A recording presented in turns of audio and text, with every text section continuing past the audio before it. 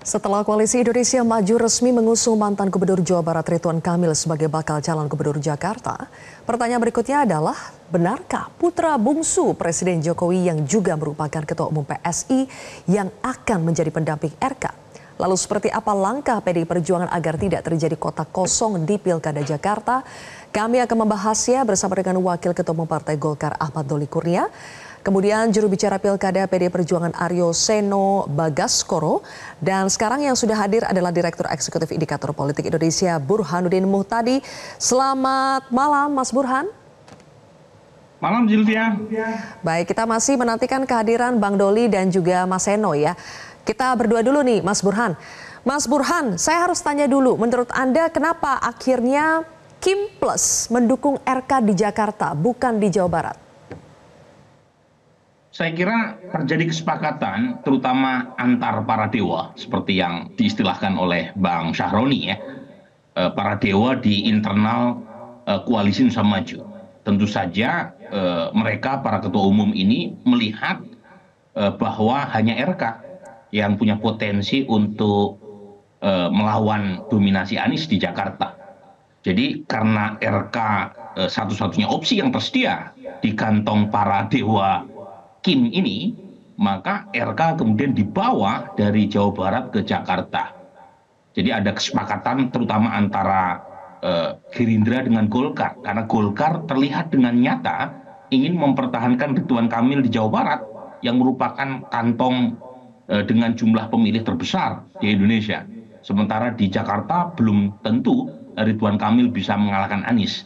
Tetapi sepertinya kesepakatan besar itu yang membuat Golkar harus berkorban dan membawa RK ke Jakarta dengan segala risikonya, termasuk risiko kalah.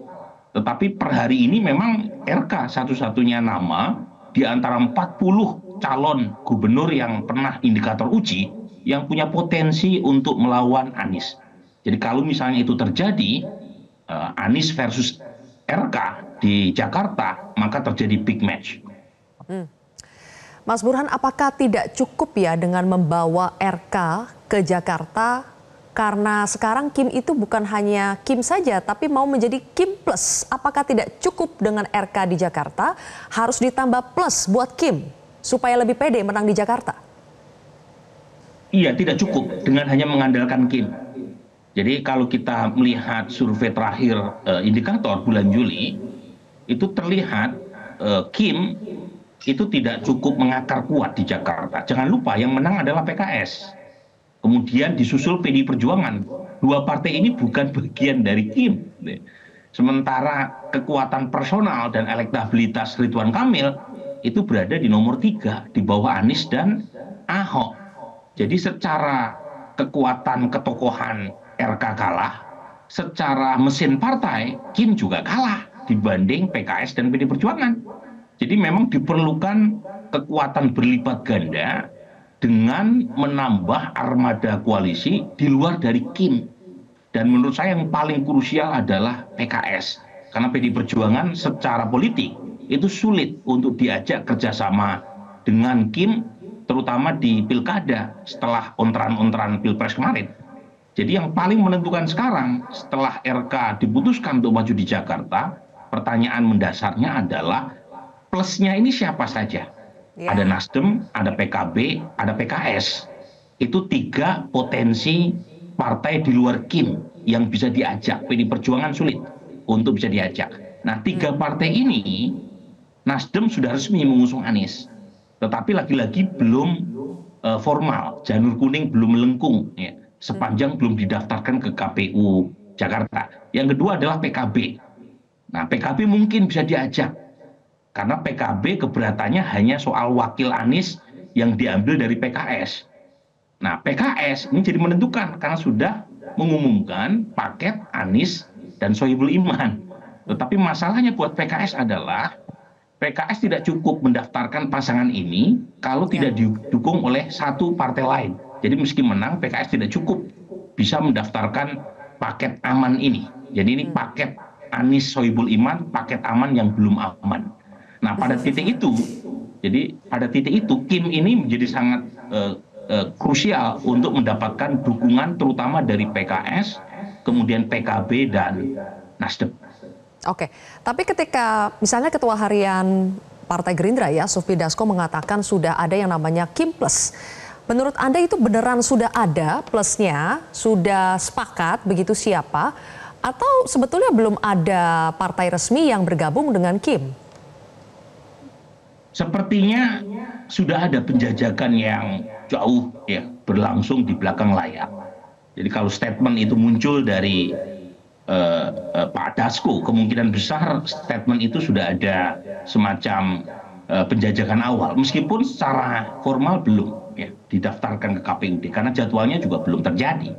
Tapi poin saya melihat karakteristik partai-partai kita yang mudah pindah ke lain hati dan bangunan koalisi selama ini tidak pernah tegak lurus antara koalisi di tingkat nasional dengan di tingkat pilkada, kemungkinan pindahnya sebagian partai-partai pendukung Anies atau Ganjar ke Kim itu sangat mungkin terjadi. Dan uji loyalitas itu dimulai dari pilkada. Jadi ada semacam test case apakah mereka loyal sama Kim atau tidak dengan melihat komposisi koalisi di tingkat pilkada.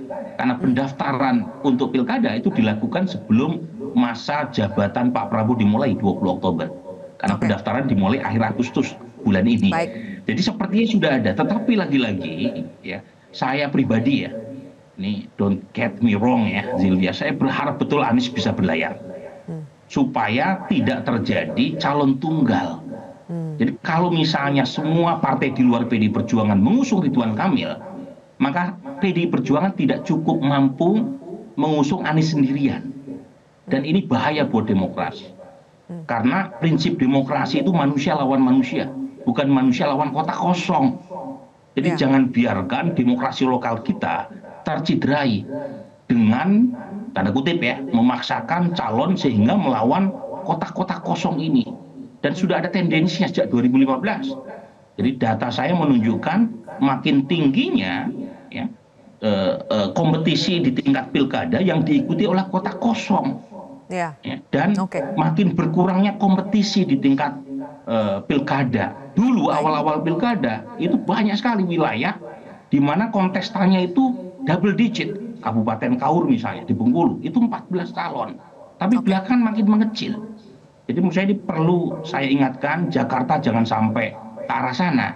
Karena itu akan merugikan demokrasi kita dan akan menambah ya, democratic decline yang kita hadapi belakangan. Ya, tapi apa ya Mas Burhan bargaining point-nya untuk katakanlah PKS atau PKB atau Nasdem untuk mau bergabung dengan Kim Plus ini?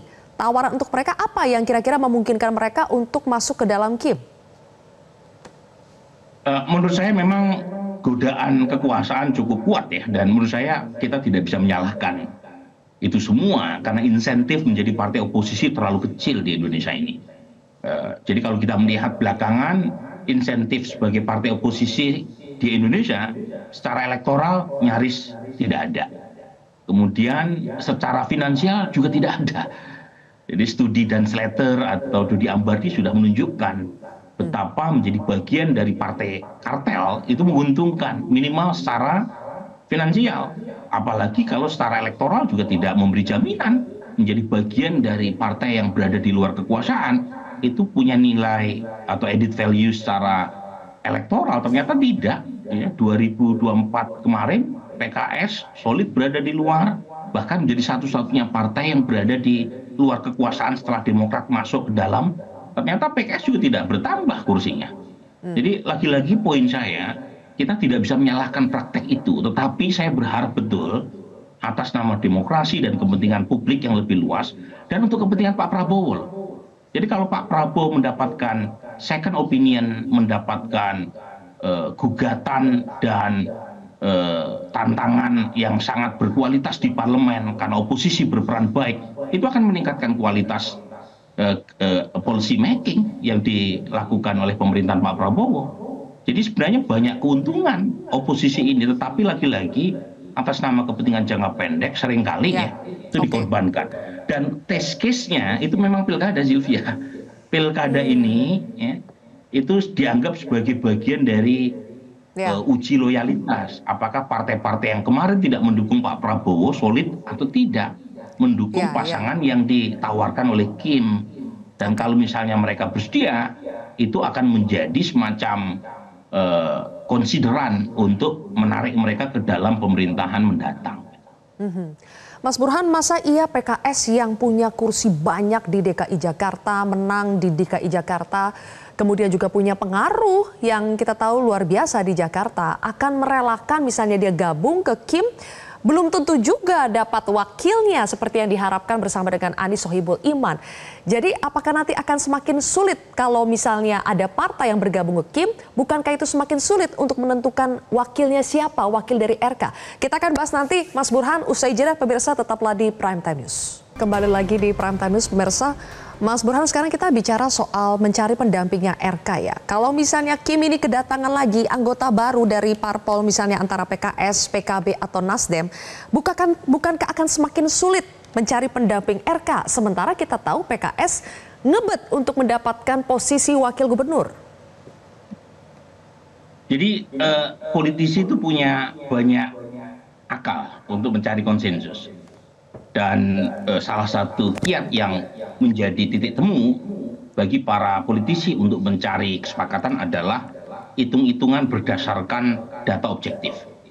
Ada dua yang biasa dipakai. Satu adalah elektabilitas personal, yang kedua adalah jumlah kursi di parlemen.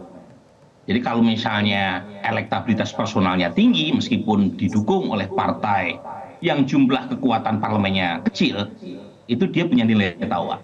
Atau yang kedua, elektabilitas personalnya kecil, tetapi berasal dari partai besar. Nah, PKS ini memang kekuatan utamanya di mesin partai. Dan kebetulan DKI Jakarta adalah provinsi yang dimenangkan oleh PKS. Plus kota-kota kecil atau kota-kota satelit di sekitar Jakarta yang juga dimenangkan oleh PKS. Seperti Depok, Kota Bogor, Kota Bekasi. Jadi kalau misalnya PKS masuk ke dalam, saya kira punya nilai tawar besar yang bisa diterima oleh Kim. Oke, baik. Mas Burhan saat ini sudah bergabung, akhirnya ada Wakil Ketua Umum Partai Golkar, Bang Doli. Selamat malam. Ya, selamat malam, Mas Zilvi. Oke, baik. Bang Doli, saya sudah cukup panjang nih bersama Mas Burhan. Sekarang langsung saja to the point. Ya. Siapa sebetulnya kandidat potensial pendamping RK di Jakarta, Bang Doli? Kita kan sebetulnya untuk membicarakan satu paket itu bertahap ya. Kita tidak mungkin loncat langsung siapa wakilnya kalau kita belum fix siapa calon kepala daerahnya gitu. Nah, untuk Jakarta ini kan sebetulnya cuma konsekuensi saja. Jadi begitu Golkar memberikan dukungan kepada Deddy Mulyadi, artinya tiket yang selama ini dimiliki oleh Ridwan Kamil ada 2 tiket, Jakarta dan Jawa Barat, maka sekarang tinggal 1 tiket di Jakarta. Nah, tapi ini kami belum mengumumkan secara resmi, sedang menunggu ada komunikasi akhir antara ketua umum partai politik yang tergabung dalam Koalisi Indonesia Maju, termasuk juga ada peluang bergabungnya beberapa partai politik lain ya, yang sekarang sedang terjalin komunikasi. Nah, ini yang sekarang kita tunggu. Jadi satu pernyataan resmi kita akan semua mendukung Ridwan Kamil bersama dengan Koalisi Indonesia Maju, dan mungkin kemungkinan besar dengan ada beberapa partai politik yang lain. Dan yang kedua, nanti juga pasti akan ada pembicaraan di dalam koalisi pengusung itu siapa yang akan jadi wakilnya. Itu yang masih kita tunggu. Oke. Berarti akan mencari plusnya dulu siapa ya buat Kim, baru nanti akan menentukan wakil RK siapa di Jakarta.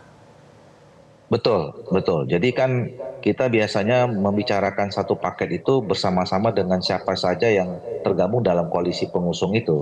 Jadi jangan sampai nanti ada yang tertinggal kan. Kan tidak mungkin kita mengundang, biasanya jarang ya, bukan hanya di Jakarta, di semua tempat pembicaraan tentang paket sampai ke wakil kepala daerah siapa itu pasti itu pembicaraan di antara sesama partai politik pengusung. Oke. Tapi kan sudah muncul ya nama Kaisang Pangarep sejak cukup lama sebetulnya. Apakah Kaisang Pangarep itu menjadi kandidat kuat pendamping RK di Jakarta, Bang Doli? Sebetulnya nama-nama itu kan sudah muncul ya, kalau misalnya kita mau berspekulasi, saya kan dalam kira-kira sebulan ini kan mendorong sebetulnya supaya semua partai-partai politik yang ada di dalam Koalisi Indonesia Maju ini mencoba memunculkan nama-nama baru ya, supaya memang kita nanti bisa dengan mudah melakukan exercise, melakukan simulasi pada saatnya kita mengambil keputusan akhir.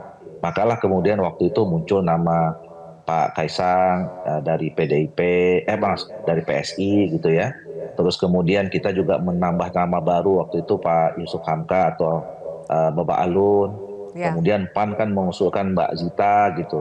Nah, nama-nama ini kan nanti mungkin sebetulnya bisa saja menjadi bagian yang akan dibahas dalam pembahasan siapa yang menjadi wakil Pak Ridwan Kamil. Bang Doli, kenapa sih harus pakai plus-plus segala? Kim kan sudah ya cukup banyak partainya. Sudah ada calon kuatnya RK. Kenapa masih butuh plus di Jakarta? Bukan hanya di Jakarta saja. Jadi gini, seperti yang juga sering saya sampaikan, kita di dalam menghadapi kompetisi ini kan semua judul besarnya kembali kepada bagaimana kita bisa memenangkan kontestasi. Jadi kalau pilkada yang total 545 ini kan semua partai politik saya kira tidak ada yang tidak punya keinginan menang. Nah, untuk menang itu kita kan nggak bisa sendirian ya. Yang paling penting sebelum nanti kita mendapat dukungan rakyat pada saat tanggal 27 November itu, yang paling penting kan dukungan dari partai politik. Karena dalam mekanisme perundangan kita mengatakan pencalonan pasangan calon kepala daerah dan wakil kepala daerah itu kan diusung oleh partai politik. Nah, jadi kan kami tentu makin banyak yang mendukung, itu kan makin bagus. Artinya makin banyak yang mendukung, makin besar peluang untuk menang gitu. Jadi sesimpel itu aja. Dan ini bukan berlaku hanya di Jakarta, di daerah yang lain juga kami mengundang, kemudian membangun komunikasi bersama-sama dengan partai politik yang lain, lintas koalisi. Jadi sangat dimungkinkan dan biasanya memang dari awal Koalisi Indonesia Maju ini kan sifatnya inklusif ya. Dari awal kami mengatakan terbentuknya KIM ini bukan eksklusif. Jadi artinya siapa saja kekuatan politik atau partai politik yang mau bergabung dan bekerja sama dengan kami dengan senang hati menerimanya dengan terbuka gitu. Nah, sama dengan pilkada, kami sadar bahwa kalau misalnya ada yang lebih banyak mendukung, ya itu lebih bagus, lebih besar, lebih memberikan peluang lebih besar untuk menang. Baik, tapi Bang Doli sebagian sudah membaca bahwa strategi untuk membuat Kim menjadi Kim Plus ini adalah strategi supaya di Jakarta Ridwan Kamil itu akan melawan kotak kosong. Dan bagi pejuang demokrasi itu bahaya sekali kalau misalnya di Jakarta sampai calon kepala daerahnya melawan kotak kosong.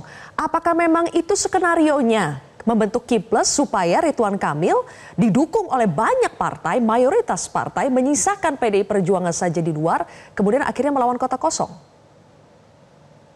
Saya juga tidak mau berspekulasi ya, kemudian berpretensi untuk terlalu jauh sampai pada skenario itu. Jadi kami bekerja saja secara alamiah, berusaha meyakinkan siapa saja yang mau mendukung pasangan kami atau calon kami gitu. Ya, dan saya yakin ya bahwa semua partai politik itu punya kedaulatannya sendiri ya, punya otoritasnya sendiri. Saya kira punya independensinya sendiri gitu ya, punya cara pandangnya sendiri. Jadi nggak gampang juga sebetulnya kalau kita mau bilang mau mengatur-ngatur skenario sampai sejauh begitu ya. Jadi yang kami kerjakan sekarang adalah bahwa kami sudah hampir memutuskan secara resmi ya Ridwan Kamil menjadi calon gubernur di Jakarta, dan tugas kami yang mengusung Ridwan Kamil adalah memenangkannya. Salah satu memenangkannya adalah meyakinkan semua orang, meyakinkan semua institusi termasuk partai politik untuk memberikan dukungannya kepada calon kami, dan itu sepenuhnya adalah kedaulatan dari masing-masing partai politik. Kalau mereka senang melihat figurnya Ridwan Kamil bagus, mereka mau dukung, alhamdulillah. Gitu. Bang Doli, Mas Burhan sekarang sudah bergabung, Mas Aryo Seno Bagaskoro, juru bicara Pilkada PDI Perjuangan. Mas Seno, langsung saja ke pertanyaan bahwa sekarang ada wacana Kim membentuk Kim Plus, artinya akan ada tambahan lagi partai yang masuk ke Kim. Tadi Bang Doli sudah kasih sinyal ada beberapa katanya partai yang mungkin akan bergabung ke Kim. Lebih dari satu partai berarti. Apakah ini mengkhawatirkan buat PDI Perjuangan karena bisa saja nanti sisa PDI Perjuangan di luar dari Kim Plus yang artinya ya tidak bisa memajukan calon? Oke, terima kasih Mbak Sylvia pertanyaannya. Jadi gini, pada prinsipnya provinsi sekelas Jakarta ini kita anggap adalah provinsi yang demokrasinya semestinya matang. Ya. Artinya masyarakatnya punya kecerdasan kritis terhadap bagaimana proses bernegara itu berlangsung, bagaimana proses berdemokrasi itu harusnya berjalan, dan demokrasi melalui mekanisme pemilu misalnya memang didesain untuk membuat orang boleh punya opsi perbedaan-perbedaan, termasuk dalam konteks perbedaan calon pemimpin. Nah, tentu dengan konteks seperti itu akan menjadi sangat unik, menjadi sangat aneh gitu ya, kalau di dalam pilkadanya, dalam pemilunya, itu hanya diikuti oleh satu pasang calon. Buat kami tentu itu akan mencerminkan adanya apakah masyarakat Jakarta dengan kompleksitas yang sedemikian besar, dengan perbedaan yang sedemikian banyak, dengan tingkatan kedewasaan berdemokrasi yang sedemikian baik, lalu hanya memunculkan satu pasangan calon, hanya karena kemudian partai-partai politik yang ada itu hanya bersepakat melakukan konsensus untuk mendukung satu nama. Saya rasa tentu saja itu akan mempersempit opsi bagi dialektika yang berkembang di Jakarta untuk menajamkan gagasan-gagasan terbaik tentang bagaimana seharusnya Jakarta dipimpin 5 tahun ke depan. Prototipe pemimpinnya seperti apa, langkah apa yang harus dilakukan, itu hanya akan hidup diskusi semacam itu apabila ada lawannya. Dalam berbicara, dalam kemudian menyampaikan program, itu akan hidup dialektikanya apabila ada lawannya yang kritis, lawannya yang ikut bicara. Gitu. Nah, itu dalam setiap pemilu saya rasa seperti itu. Tetapi saya yakin bahwa di masa yang dekat ini, yang sangat singkat ini, PDI Perjuangan kita akan bergerak cepat untuk melakukan terus komunikasi untuk bermuara pada kerjasama politik yang baik dengan mitra-mitra strategis kami. Kami juga punya mitra-mitra strategis yang saya rasa masih ada cukup waktu untuk berjalan secara natural bagi kami untuk memunculkan nama pemimpin yang mampu menjadi calon gubernur dan calon wakil gubernur di Jakarta, tentunya dengan mempertimbangkan kualitas yang baik. Kami punya cukup waktu dan mitra strategis itu kami yakin dapat mengubah peta politik Jakarta yang akhir-akhir ini kecenderungannya bermuara kepada satu pasang calon saja. Kami yakin itu Mas Silvia. Oke, berarti kan penting ya buat PDI Perjuangan mencegah supaya tidak terjadi di Jakarta ini melawan kota kosong. Nah, supaya memastikan betul-betul ada lawannya dari mungkin RK yang hampir dipastikan menjadi calon dari Kim, PDI Perjuangan ini sudah hampir pasti belum punya kawan politik untuk bersama-sama memajukan calon di Pilkada Jakarta, Mas Seno. Itu sedang terus diupayakan karena itu menjadi bagian penting untuk kita menyampaikan pesan kami tentang pemilu yang berkualitas, termasuk di Sumatera Utara. Kalau di Sumatera Utara kita bersyukur, kita merasa terhormat mendapat kepercayaan rakyat untuk bisa memperoleh cukup kursi legislatif untuk mengusung nama pasangan sendiri. Tapi di Jakarta tentu kita hari ini memerlukan upaya-upaya untuk berkomunikasi dengan lebih banyak pihak, dengan lebih cepat untuk bisa memastikan untuk siapa nama rekomendasi PDI Perjuangan akan diberikan. Tetapi itu sudah semakin mengerucut, semakin mengerucut Mbak Sylvia, dan saya yakin betul bahwa di masa injury time Jakarta ini akan terus memunculkan kejutan-kejutan sama seperti pemilu-pemilu sebelumnya yang sudah kita lalui. Saya yakin itu. Oke, terakhir Mas Seno sedikit saja. Karena ini sudah memasuki masa injury dan ada kemungkinan sudah banyak ya narasi-narasi di sana bahwa dugaan untuk melawan kota kosong itu bermunculan. Jadi apakah demi mencegah terjadi lawan kota kosong di Jakarta, PDI Perjuangan akan lebih mau berkompromi artinya? Lebih mau menurunkan apakah bargainingnya atau egonya supaya kita sama-sama bisa lebih cepat membentuk kawan politik dan akhirnya mengusulkan calon? Kalau cepat-cepat kan rasa-rasanya pilkada itu bukan untuk cepat-cepat siapa dapat apa, siapa cepat dia dapat. Ini harus dimatangkan betul-betul. Tentunya itu menjadi pertimbangan kami. Satu sisi secara ideologis kita percaya bahwa pemilu yang baik di level provinsi utamanya itu semestinya memunculkan banyak opsi. Tetapi kemudian di sisi yang lain juga kita harus mempertimbangkan sebagai partai kader kita juga punya mekanisme internal untuk menentukan nama. Sehingga ini berjalan seiring sejalan dengan komunikasi politik kami keluar. Nanti pada timing yang tepat akan diumumkan secara resmi oleh Ketua Umum. Tetapi bisa dipastikan bahwa komprominya tidak ada yang dimaksudkan untuk elit. Komprominya semata-mata dimaksudkan untuk kepentingan masyarakat Jakarta. Itu yang akan kami lakukan. Itu Mbak Sylvia. Baik, kalau begitu. Terima kasih Mas Seno, Bang Doli, dan juga Mas Burhan. Terima kasih sudah berbagi pendapatnya di Prime Time News hari ini. Jelajahi cara baru mendapatkan informasi. Download Metro TV Extend sekarang.